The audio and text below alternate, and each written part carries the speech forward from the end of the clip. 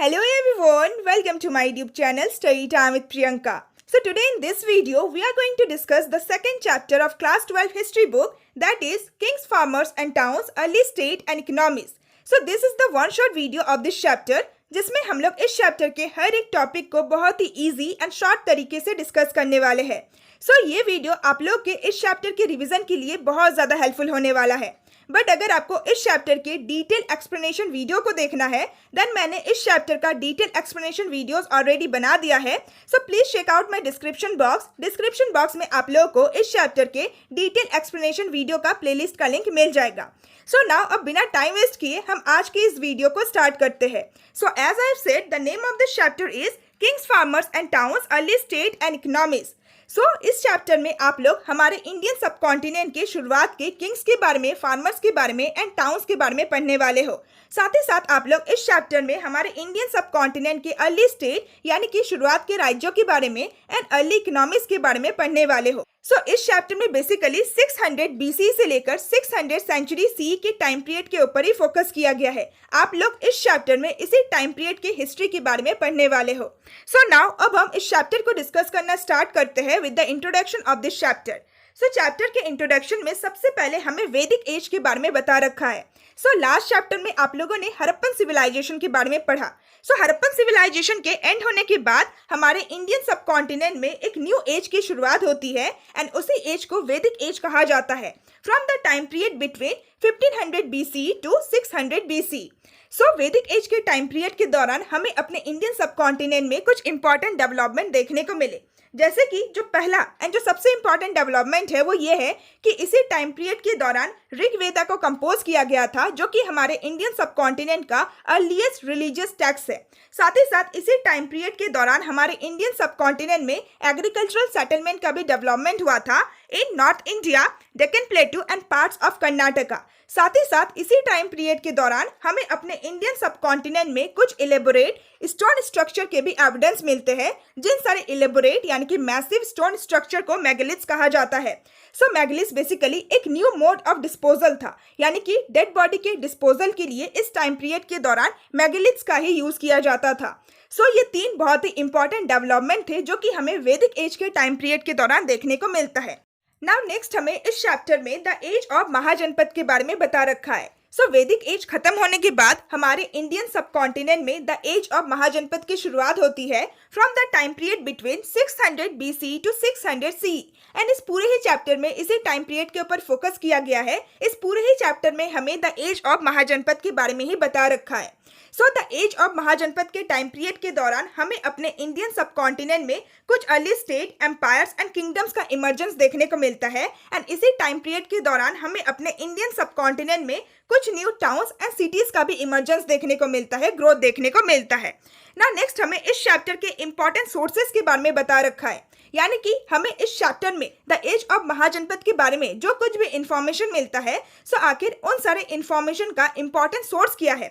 सो अगर हम पहले इंपॉर्टेंट सोर्स की बात करें सो वो है इंस्क्रिप्शंस. सो इंस्क्रिप्शन का मतलब होता है अभिलेख, यानी कि जब भी किसी भी हार्ड सरफेस के ऊपर वर्ड्स एंड लेटर्स को कट करके लिखा जाता है, इनग्रेव किया जाता है, देन उसी को इंस्क्रिप्शन कहा जाता है. सो इंस्क्रिप्शन एक बहुत ही इंपॉर्टेंट सोर्स है जिसके थ्रू हमें द एज ऑफ महाजनपद के बारे में बहुत ज़्यादा इंफॉर्मेशन मिलता है. नाउ अगर हम नेक्स्ट इंपॉर्टेंट सोर्स की बात करें सो वो है टेक्स्ट यानी कि रिटन मटेरियल. थर्ड जो इंपॉर्टेंट सोर्स है वो है कॉइन्स यानी कि सिक्के. एंड जो फोर्थ इंपॉर्टेंट सोर्स है वो है विजुअल मटेरियल. जैसे कि फॉर एग्जांपल उस टाइम पीरियड के दौरान जितने भी मॉन्यूमेंट्स बनाए गए थे, जितने भी स्कल्पचर यानी कि जितनी भी मूर्तियां बनाई गई थी, साथ ही साथ जितने भी स्ट्रक्चर बनाए गए थे, सो इन सारे विजुअल मटेरियल से भी हमें उस टाइम पीरियड के बारे में बहुत ज़्यादा इंफॉर्मेशन मिलता है. सो विद दिस चैप्टर का इंट्रोडक्शन कंप्लीट होता है. सो नाउ अब हम इस चैप्टर के फर्स्ट टॉपिक को डिस्कस करते हैं, जिस टॉपिक का नाम है प्रिंसिप एंड पियादशी. सो इस टॉपिक में हमें यह बता रखा है कि अशोकन इंस्क्रिप्शन में लिखने के लिए जिन दो स्क्रिप्ट यानी कि जिन दो लिपियों का इस्तेमाल किया जाता था, that is the Brahmi and Kharosthi script. So इन दोनों ही स्क्रिप्ट को जेम्स प्रिंसेप ने 1830s के टाइम पीरियड के दौरान डिसाइफर कर लिया, यानी कि इन दोनों ही स्क्रिप्ट के मीनिंग को उन्होंने फाइंड आउट कर लिया. ना नेक्स्ट हमें यह बता रखा है कि अशोकन इंस्क्रिप्शन में अशोका को इंडिकेट करने के लिए उनका नाम का यूज नहीं किया जाता था, बल्कि अशोका जिन भी टाइटल्स को अडॉप्ट करते थे सो उन सारे टाइटल्स को यूज किया गया है. जैसे कि फॉर एग्जाम्पल पियादशी, जिसका मतलब होता है प्लीजेंट टू बीहोल्ड, यानी कि जो देखने में बहुत ज्यादा सुंदर होता है, बहुत ज्यादा मनमोहक होता है। सो अशोकन इंस्क्रिप्शन में अशोका को इंडिकेट करने के लिए पियादशी टाइटल का इस्तेमाल किया जाता था। So with this topic number 1 complete होता है। नाउ हमारा जो नेक्स्ट टॉपिक है, उस टॉपिक का नाम है topic number 2, the earliest state. So इस टॉपिक में हमें हमारे इंडियन सब कॉन्टिनेंट के अर्लीस्ट स्टेट यानी कि शुरुआत के राज्यों के बारे में बता रखा है।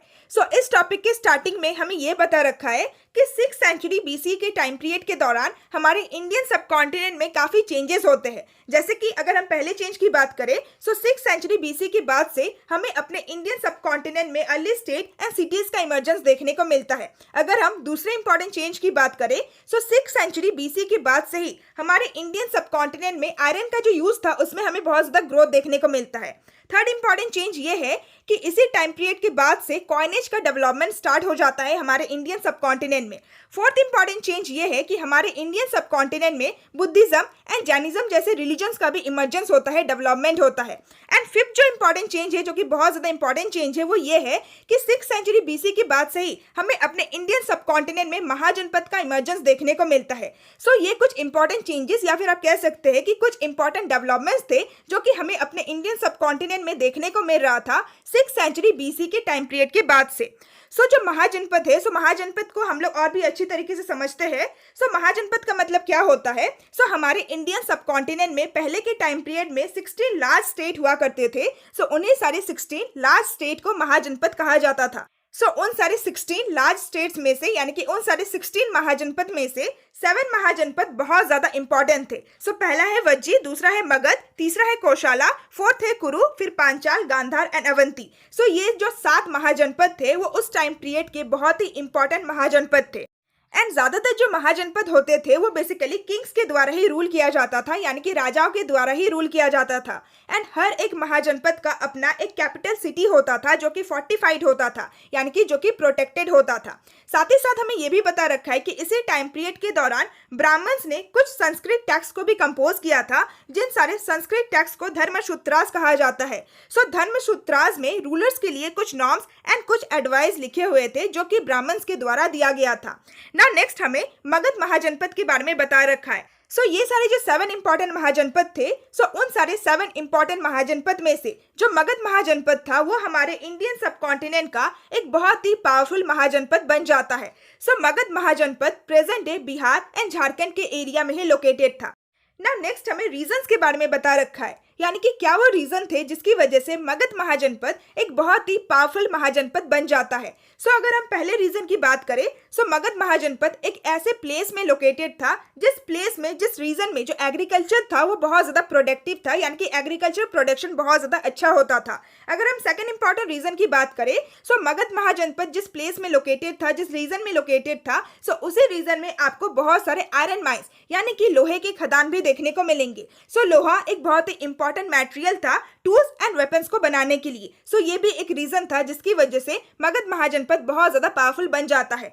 जो तीसरा इंपॉर्टेंट रीजन है वो ये है कि मगध महाजनपद के जंगलों में एलिफेंट्स बहुत ज्यादा लार्ज क्वांटिटी में अवेलेबल थे। सो उस टाइम पीरियड में एलिफेंट्स एक बहुत ही इंपॉर्टेंट कंपोनेंट हुआ करता था वार के लिए, दैट मीन्स बैटल के लिए। सो ये भी एक इंपॉर्टेंट रीजन है। साथ ही साथ मगध महाजनपद में आपको रिवर गंगा फ्लो करते हुए नजर आएगा। सो रिवर गंगा एक बहुत ही चीप कम्युनिकेशन प्रोवाइड करता था। सो ये भी कहीं ना कहीं एक कारण बन जाता है मगध महाजनपद के पावरफुल बनने के पीछे। एंड नाउ अगर हम लास्ट इंपॉर्टेंट रीजन की बात करें, जो कि बहुत ज्यादा इंपॉर्टेंट रीजन है, वो ये है कि मगध महाजनपद को रूल करने वाले जितने भी पावरफुल किंग्स थे, जैसे कि for example बिंबिसारा, Ajatashatru and Mahapadmananda. सो इन सारे पावरफुल रूलर्स की वजह से भी मगध महाजनपद एक बहुत ही पावरफुल, एक बहुत ही इंपॉर्टेंट महाजनपद बन जाता है ना। नेक्स्ट हमें यह बता रखा है कि मगध महाजनपद का जो कैपिटल था वो था पाटलिपुत्रा, बट इनिशियली यानी कि शुरुआत के टाइम पीरियड में राजगीर मगध महाजनपद का कैपिटल हुआ करता था, बट फिर बाद में राजगीर से कैपिटल को शिफ्ट करके पाटलिपुत्रा कर दिया गया।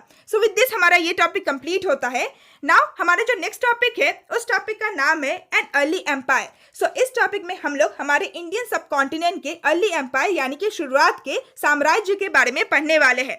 सो हमारे इंडियन सब कॉन्टिनेंट का जो सबसे अर्ली एम्पायर था उस एम्पायर का नाम था मौर्यन एम्पायर। सो मौर्यन एम्पायर को चंद्रगुप्ता मौर्य द्वारा फाउंड किया गया था, यानी कि स्टेबलाइज किया गया था इन 321 BC।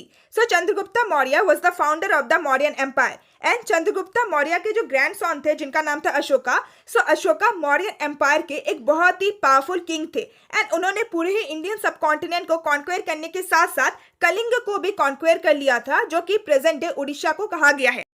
नाउ नेक्स्ट हमें मॉडर्न एम्पायर के सोर्सेज के बारे में बता रखा है, यानी कि क्या वो सोर्सेज थे जिन सारे सोर्सेज से हमें मॉडर्न एम्पायर के बारे में बहुत ज्यादा इंफॉर्मेशन मिलता है। सो जो पहला सोर्स है वो है स्कल्पचर, यानी कि मॉडर्न एम्पायर के टाइम पीरियड के दौरान जितने भी मूर्तियां जितने भी स्कल्पचर बनाए गए थे, सो उन सारे स्कल्पचर से हमें मॉडर्न एम्पायर के बारे में बहुत ज्यादा इंफॉर्मेशन मिलता है। दूसरा जो इंपॉर्टेंट सोर्स है वो है द अकाउंट ऑफ मेगास्थनीज। सो मेगास्थनीज चंद्रगुप्त मौर्य के कोर्ट के एक ग्रीक एम्बेसडर थे। सो मेगास्थनीज का जो अकाउंट था जिसको इंडिका कहा गया है, एक बुक के फॉर्म में इसको पब्लिश किया गया है इंडिका। सो इंडिका से या फिर मेगास्थनीज के अकाउंट से भी हमें मौर्य एम्पायर के बारे में बहुत ज्यादा इंफॉर्मेशन मिलता है। तीसरा जो इंपॉर्टेंट सोर्स है वो है अर्थशास्त्र, जो कि कौटिल्य जिनको चाणक्य भी कहा जाता है उनके द्वारा लिखा गया था। फोर्थ जो इंपॉर्टेंट सोर्स है वो है Buddhist, Jain and Puranik literature. Fifth जो इंपॉर्टेंट सोर्स है वो है संस्कृत लिटरेसी वर्क, यानी कि संस्कृत में जितने भी टेक्स्ट वगैरह या फिर लिटरेचर को पब्लिश किया गया था, लिखा गया था, सो उनसे भी हमें मॉडर्न एम्पायर के बारे में बहुत ज्यादा इंफॉर्मेशन मिलता है। एंड जो लास्ट इंपॉर्टेंट सोर्स है, जो कि बहुत ज्यादा इंपॉर्टेंट सोर्स है जिसके थ्रू हमें मौर्यन एम्पायर के बारे में बहुत ज्यादा इंफॉर्मेशन मिलता है, वो है अशोकन इंस्क्रिप्शन। सो अशोका बेसिकली रॉक्स या फिर पिलर्स में ही अपने इंस्क्रिप्शन को इनग्रेव करवाते थे। सो अशोकन इंस्क्रिप्शन में हमें अशोका के एक पॉलिसी के बारे में भी पता चला है, जिस पॉलिसी को धम्मा या फिर धर्म का पॉलिसी कहा जाता है। सो इस पॉलिसी में अशोका अपने सब्जेक्ट, अपने प्रजा से ये कहते थे कि आपको एल्डर्स की रिस्पेक्ट करनी चाहिए, साथ ही साथ आपको ब्राह्मण्स के प्रति बहुत ज्यादा जेनरियस होना है, यानी कि ब्राह्मण्स के ऊपर दया दिखानी है, उनको दान दक्षिणा करना है। साथ ही साथ आपको हर एक व्यक्ति के साथ बहुत ही काइंडली ट्रीट करना है एंड आपको अपने रिलीजन के साथ साथ दूसरे के रिलीजन को भी रिस्पेक्ट करना है। सो ये सारी जो धम्मा के पॉलिसी थे, ये सारे जो कोड ऑफ बिहेवियर थे जो कि अशोका के द्वारा दिया गया था, सो इन सारे धम्मा के पॉलिसी को अपने राज्य में स्प्रेड करने के लिए उन्होंने एक स्पेशल ऑफिसर भी रखा था, जिन सारे ऑफिसर को धम्मा महामत्ता कहा जाता है। ना नेक्स्ट हमें मॉडर्न एम्पायर के एडमिनिस्ट्रेशन के बारे में बता रखा है। सो मॉडर्न एम्पायर में 5 मोस्ट इंपॉर्टेंट पॉलिटिकल सेंटर हुआ करते थे। सो फर्स्ट है पाटलिपुत्रा, जो कि मौर्यन एम्पायर का कैपिटल था। इसके अलावा तक्षशिला, उज्जैनी, तोशाली एंड सुवर्णगिरी, जो कि मौर्यन एम्पायर के इंपॉर्टेंट प्रोविंशियल सेंटर होते थे। सो इन्हीं सारे इंपॉर्टेंट पॉलिटिकल सेंटर से पूरे ही मौर्यन एम्पायर में एडमिनिस्ट्रेशन किया जाता था। नाउ नेक्स्ट हमें मॉडर्न एम्पायर के मिलिट्री एक्टिविटीज के बारे में बता रखा है। सो मेगास्थनीज के अकाउंट में हमें एक कमिटी के बारे में पता चलता है, जो कमिटी मॉडर्न एम्पायर के मिलिट्री एक्टिविटीज को मेंटेन किया करता था। एंड ये जो कमिटी है, इस कमिटी में हमें 6 सब कमिटी देखने को मिलता है एंड हर एक जो सब कमिटी है वो अलग अलग चीजों को मेंटेन किया करता था। जैसे कि जो पहला सब कमिटी था वो नेवी को मेंटेन किया करता था, जो दूसरा सब कमिटी था वो ट्रांसपोर्ट एंड प्रोविजन को मेंटेन किया करता था, जो तीसरा सब कमिटी था वो फुट सोल्जर को मेंटेन किया करता था, जो फोर्थ सब कमिटी था वो हॉर्सेस, यानी कि वार के लिए, बैटल के लिए जितने भी हॉर्सेस की जरूरत पड़ती है, सो उन सारे हॉर्सेस के लिए रिस्पॉन्सिबल था। जो फिफ्थ सब कमिटी था वो कैरियट, यानी कि जो रथ वगैरह होता है जो कि युद्ध में यूज किया जाता है, सो उन सारे कैरियट को मैनेज किया करते थे। एंड जो लास्ट सब कमिटी था वो एलिफेंट्स को मैनेज किया करते थे, यानी कि युद्ध के लिए जितने भी एलिफेंट्स की जरूरत होती है, सो उन सारे एलिफेंट्स को मैनेज किया करते थे। सो मेगास्थनीज के अकाउंट में हमें इन सारे 6 सब कमिटीज के बारे में पता चलता है, साथ ही साथ ये लोग कौन से कामों को मैनेज किया करते थे इसके बारे में भी पता चलता है। सो विद दिस हमारा थर्ड टॉपिक कंप्लीट होता है। नाउ हमारा जो नेक्स्ट टॉपिक है उस टॉपिक का नाम है topic number 4, new notion of kingship. So इस टॉपिक में हमें यह बता रखा है कि मॉडर्न एम्पायर के खत्म होने के बाद हमारे इंडियन सब कॉन्टिनेंट में संगम एज की शुरुआत होती है एंड संगम एज के टाइम पीरियड के दौरान अगेन हमारे इंडियन सब कॉन्टिनेंट में कुछ न्यू चीफ एंड किंग्स का इमर्जेंस होता है, यानी कि कुछ न्यू चीफडम एंड किंगडम का इमर्जेंस होता है। जैसे कि अगर हम पहले इंपॉर्टेंट चीफडम या फिर चीफ्स की बात करें, सो वो है चोलास, शेरास एंड पांड्यास, जो कि बेसिकली तमिलकम एरिया में रूल किया करते थे, यानी कि हमारे इंडियन सब कॉन्टिनेंट का जो सदर्न पार्ट है, सो साउथ इंडिया के स्टेट में रूल किया करते थे। अगर हम दूसरे इंपॉर्टेंट चीफडम या फिर किंगडम की बात करें, सो वो है Satavahanas. So Satavahanas basically western and central India में रूल किया करते थे। जो थर्ड इंपॉर्टेंट किंगडम है वो है साकास, जो कि हमारे इंडियन सब कॉन्टिनेंट के north western and western part में रूल किया करते थे। एंड जो फोर्थ इंपॉर्टेंट किंगडम या फिर एम्पायर है वो है कुशानास, जो कि सेंट्रल एशिया से लेकर नॉर्थ वेस्ट इंडिया तक रूल किया करते थे। सो संगम एज खत्म होने के बाद हमारे इंडियन सब कॉन्टिनेंट में गुप्ता पीरियड की शुरुआत होती है एंड गुप्ता पीरियड में गुप्ता एम्पायर का इमर्जेंस होता है। सो गुप्ता एम्पायर के बारे में हमें किन सारे सोर्सेज से पता चलता है? सो बेसिकली उस टाइम पीरियड के जितने भी लिटरेचर्स थे, जितने भी कॉइन्स थे एंड जो प्रशस्ति इंस्क्रिप्शन था, यानी कि ऐसे इंस्क्रिप्शन जिन सारे इंस्क्रिप्शन में राजाओं की तारीफ की गई है। सो इन्हीं सारे सोर्सेज से हमें गुप्ता एम्पायर या फिर गुप्ता एम्पायर के रूलर्स के बारे में पता चलता है। सो प्रशस्ति इंस्क्रिप्शन का हमें एक एग्जाम्पल भी दे रखा है, दैट इज प्रयाग प्रशस्ति, जो कि हरिसेना के द्वारा लिखा गया था, कंपोज किया गया था इन संस्कृत लैंग्वेज एंड हरिसेना समुद्रगुप्ता के कोर्ट पोएट थे। सो प्रयाग प्रशस्ति में बेसिकली समुद्रगुप्ता के बारे में ही लिखा गया है। So with this topic number 4 भी कंप्लीट होता है। नाउ हमारा जो नेक्स्ट टॉपिक है उस टॉपिक का नाम है अ चेंजिंग कंट्री साइड। सो इस टॉपिक में हमें हमारे इंडियन सब कॉन्टिनेंट के रूरल पॉपुलेशन के बारे में बता रखा है। सो हिस्टोरियंस को हमारे इंडियन सब कॉन्टिनेंट के कॉमन पीपल यानी कि रूरल पॉपुलेशन के बारे में बेसिकली जताकास एंड पंचतंत्र जैसे स्टोरीज से ही पता चलता है। सो हिस्टोरियंस एंड स्कॉलर्स इन सारे स्टोरीज के थ्रू ही रूरल पॉपुलेशन या फिर कॉमन पीपल के बारे में फाइंड आउट करने की कोशिश करते हैं, क्योंकि हमें इंस्क्रिप्शन में कॉमन पीपल के बारे में कोई भी इंफॉर्मेशन नहीं मिलता है ना। नेक्स्ट हमें उन सारी स्ट्रैटेजीज के बारे में बता रखा है जो सारी स्ट्रैटेजीज कॉमन पीपल यूज करते थे अपने प्रोडक्शन को इंक्रीज करने के लिए। सो पहला स्ट्रैटेजी है शिफ्ट टू प्लाव एग्रीकल्चर, यानी कि वे लोग प्लाव एग्रीकल्चर का इस्तेमाल करते थे एग्रीकल्चर प्रोडक्शन को इंक्रीज करने के लिए। दूसरा है ट्रांसप्लांटेशन, जो कि वो लोग बेसिकली पैडी कल्टीवेशन के लिए इस्तेमाल करते थे। एंड तीसरा है इरिगेशन, यानी कि वाटर का अच्छी तरीके से सप्लाई करना प्लांट्स वगैरह को। सो इसके थ्रू भी वो अपने प्रोडक्शन को इंक्रीज करने की कोशिश करते थे। सो ये 3 इंपॉर्टेंट स्ट्रैटेजीज है एंड अगर आप इन सारी स्ट्रैटेजीज को और भी अच्छी तरीके से समझना चाहते हो then please watch the detail explanation video of this chapter, particularly of this topic. ना नेक्स्ट हमें रूरल सोसाइटी के बारे में बता रखा है, यानी कि ग्रामीण समाज के बारे में बता रखा है। सो जो संगम टेक्स्ट है, जो कि एक तमिल टेक्स्ट है, सो संगम टेक्स्ट में हमें साउथ इंडियन स्टेट के रूरल सोसाइटी के बारे में पता चलता है। सो संगम एज के टाइम पीरियड के दौरान साउथ इंडियन स्टेट में जो रूरल सोसाइटी था, सो उस सोसाइटी में 3 कैटेगरीज के लोग रहा करते थे। सो पहला है लार्ज लैंड ओनर्स, जिनको वेलालार कहा जाता था। दूसरा है प्लावमैन, जिनको उजावार कहा जाता था। एंड तीसरा है स्लेव, जिसको अधिमय कहा जाता था ना। नेक्स्ट हमें लैंड ग्रांट्स के बारे में बता रखा है। सो लैंड ग्रांट्स का मतलब होता है जमीन को दान में देना। सो इंस्क्रिप्शन में लैंड ग्रांट्स को भी रिकॉर्ड किया गया था। इंस्क्रिप्शन से हमें लैंड ग्रांट्स के बारे में भी इंफॉर्मेशन मिलता है। सो उन सारे इंस्क्रिप्शन से हमें ये पता चलता है कि पहले के टाइम पीरियड में बेसिकली रिलीजियस इंस्टीट्यूशन में या फिर ब्राह्मण्स को ही लैंड को ग्रांट किया जाता था, यानी कि लैंड को दान में दिया जाता था ना। नेक्स्ट हमें प्रभावती गुप्ता के बारे में बता रखा है, जो कि चंद्रगुप्ता सेकंड की डॉटर थी एंड उनका शादी वकाटकास एम्पायर के एक रूलर के साथ हुआ था। सो पुराने संस्कृत लीगल टैक्स के अकॉर्डिंग वुमेन के पास कोई भी राइट नहीं होता है किसी भी लैंड को ओन करने का। बट प्रभावती के केस में हमें यह देखने को मिला है कि प्रभावती गुप्ता के पास ये राइट था कि वो लैंड को ओन कर सकती थी और साथ ही साथ वो अपने लैंड को ग्रांट भी करती थी, यानी कि लैंड को दान में भी देती थी। सो यहाँ पे हमें थोड़ा सा डिफरेंस देखने को मिलता है। सो विद दिस ये टॉपिक भी कंप्लीट होता है। नाउ हमारा जो नेक्स्ट टॉपिक है उस टॉपिक का नाम है topic number 6, towns and trade. So इस टॉपिक में अगेन हमें कुछ न्यू सिटीज के बारे में, कुछ न्यू टाउन्स के बारे में बता रखा है। सो चैप्टर के शुरुआत में हमने जितने भी महाजनपद के बारे में पढ़ा, सो उन सारे महाजनपद का जो कैपिटल सिटी हुआ करता था, सो वही सारी कैपिटल सिटी धीरे धीरे अर्बन सेंटर्स के रूप में डेवलप हो गए। जैसे कि फॉर एग्जांपल पाटलिपुत्रा। सो पाटलिपुत्रा जो कि मौर्यन एम्पायर या फिर आप कह सकते हैं कि मगध महाजनपद का कैपिटल हुआ करता था। सो पाटलिपुत्रा एक इंपॉर्टेंट रिवराइन रूट में सिचुएटेड था, जिसकी वजह से पाटलिपुत्रा एक बहुत ही इंपॉर्टेंट अर्बन सेंटर बन जाता है। दूसरा है उज्जैनी, जो कि एक इंपॉर्टेंट लैंड रूट में सिचुएटेड था। तीसरा है पुहर, जो कि इंपॉर्टेंट सी रूट में सिचुएटेड था। एंड फोर्थ है मथुरा, जो कि एक important commercial, cultural and political centre हुआ करता था ना। नेक्स्ट हमें ट्रेड के बारे में बता रखा है, जो कि हमारे इंडियन सब कॉन्टिनेंट में एंड इंडियन सब कॉन्टिनेंट के बाहर होता था 6th सेंचुरी के टाइम पीरियड के दौरान। सो सबसे पहले हमें ओवरलैंड के बारे में बता रखा है, यानी कि लैंड रूट्स के बारे में बता रखा है, जिन सारी रूट्स के द्वारा ट्रेड हुआ करता था। सो पहले के टाइम पीरियड में हमारे इंडियन सब कॉन्टिनेंट का central Asia and even central Asia के बियॉन्ड भी ट्रेड हुआ करता था थ्रू द लैंड रूट्स। ना नेक्स्ट हमें ओवरसीज के बारे में बता रखा है, यानी कि सी रूट के बारे में बता रखा है। सो पहले के टाइम पीरियड में हमारे इंडियन सबकॉन्टिनेंट का east Africa, north Africa, west Asia, south east Asia and China जैसे कंट्रीज के साथ ट्रेड हुआ करता था थ्रू द सी रूट।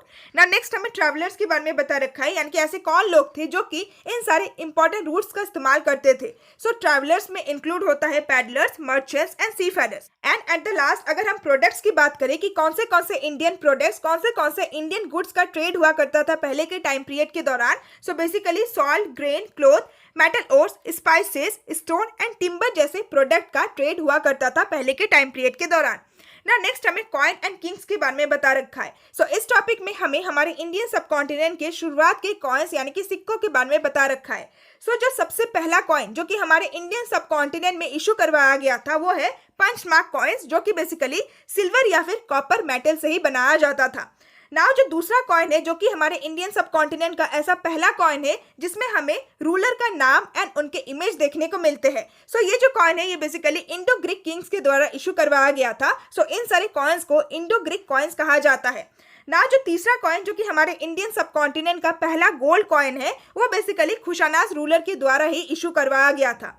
ना जो फोर्थ इंपॉर्टेंट कॉइन, उस कॉइन का नाम है योद्धया कॉइन, जो कि इंडियन सबकॉन्टिनेंट के ट्राइबल रिपब्लिक्स यानी कि ट्राइब में रहने वाले लोगों के द्वारा इशू करवाया गया था। एंड जो फिफ्थ इंपॉर्टेंट कॉइन है वो है स्पेक्टिकुलर गोल्ड कॉइन्स, यानी कि बहुत ही शानदार गोल्ड कॉइन्स जो कि गुप्ता रूलर के द्वारा इशू करवाया गया था। So with this topic number 6 भी कंप्लीट होता है। ना हमारे जो नेक्स्ट टॉपिक है उस टॉपिक का नाम है टॉपिक नंबर 7। सो इस टॉपिक में हमें यह बता रखा है कि आखिर इंस्क्रिप्शन को किस तरीके से डिसाइफर किया जाता है। सो अगर हम सबसे पहले ब्राह्मी स्क्रिप्ट की बात करें जो कि ज्यादातर अशोकन इंस्क्रिप्शन में इस्तेमाल किया जाता था। सो ब्राह्मी स्क्रिप्ट को जेम्स प्रिंसेप द्वारा डिसाइफर कर लिया जाता है in 1838 century. So James Prinsep basically Brahmi script के लेटर्स को एंड दूसरे स्क्रिप्ट के लेटर्स को एक दूसरे के साथ कंपेयर करते थे एंड कंपैरिजन के थ्रू ही उन्होंने ब्राह्मी स्क्रिप्ट को डिसाइफर किया। एंड नाउ अगर हम खरोष्टे स्क्रिप्ट की बात करें जिस स्क्रिप्ट का भी इस्तेमाल किया जाता था अशोकन इंस्क्रिप्शन को लिखने के लिए, so Kharosthi script even Indo Greek kings के द्वारा भी यूज किया जाता था कॉइन्स में अपने नाम को लिखने के लिए। सो इंडो ग्रीक किंग्स जो थे वे लोग खरोष्टे स्क्रिप्ट का भी इस्तेमाल करते थे, साथ ही साथ ग्रीक स्क्रिप्ट का भी इस्तेमाल करते थे कॉइन्स में अपने नाम को लिखने के लिए। सो जितने भी एपिग्राफिस्ट एंड जो हिस्टोरियंस होते हैं सो वो ग्रीक स्क्रिप्ट के कॉइन्स को एंड खरोष्टे स्क्रिप्ट के कॉइन्स को, दोनों ही कॉइन्स के लेटर्स को एक दूसरे के साथ कंपेयर करते हैं एंड अगेन कंपैरिजन के थ्रू ही वो खरोष्टे स्क्रिप्ट को भी डिसाइफर करते हैं। So with this topic number 7 भी कंप्लीट होता है। नाउ हमारा जो नेक्स्ट टॉपिक है वो है टॉपिक नंबर 8, जिस टॉपिक का नाम है the limitation of inscriptional evidence. So इस टॉपिक में हमें इंस्क्रिप्शन के कुछ टेक्निकल लिमिटेशन के बारे में बता रखा है। जैसे कि जो पहला लिमिटेशन है वो ये है कि काफी सारे ऐसे इंस्क्रिप्शन है जो कि आज के टाइम पीरियड में बहुत ही बुरी तरीके से डैमेज हो गए हैं एंड काफी सारे लेटर मिसिंग रहते हैं। सो इसकी वजह से एपिग्राफिस्ट को इंस्क्रिप्शन को पढ़ने में बहुत ज्यादा प्रॉब्लम होता है।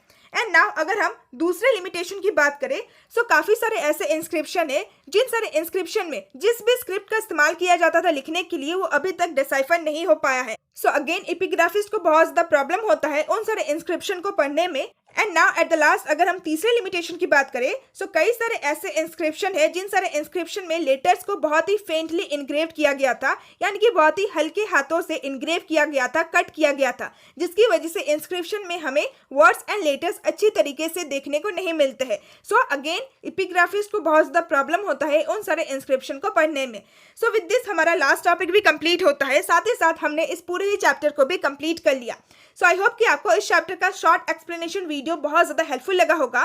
सो if you find this video helpful then please like my video and share my video with your friends and classmate and please comment me down कि आपको मेरा एक्सप्लेनेशन कैसा लगा। एंड अगर आपको दूसरे चैप्टर का भी ऐसे ही वन शॉर्ट एक्सप्लेनेशन वीडियो चाहिए then please comment me down and please subscribe to my channel अगर आपको ऐसे और भी वीडियोस चाहिए। And once again I am reminding you all कि अगर आपको इस चैप्टर का डिटेल एक्सप्लेनेशन वीडियो देखना है then please check out my description box. Description box में आपको इस चैप्टर का डिटेल एक्सप्लेनेशन वीडियो का प्लेलिस्ट का लिंक मिल जाएगा जिसमें मैंने हर एक टॉपिक को बहुत ही अच्छी तरीके से एक्सप्लेन किया है। सो विद दिस आज के इस वीडियो का एंड करते हैं। So now see you all soon in my next video. Till then bye bye and stay tuned with my channel and thanks for watching my video.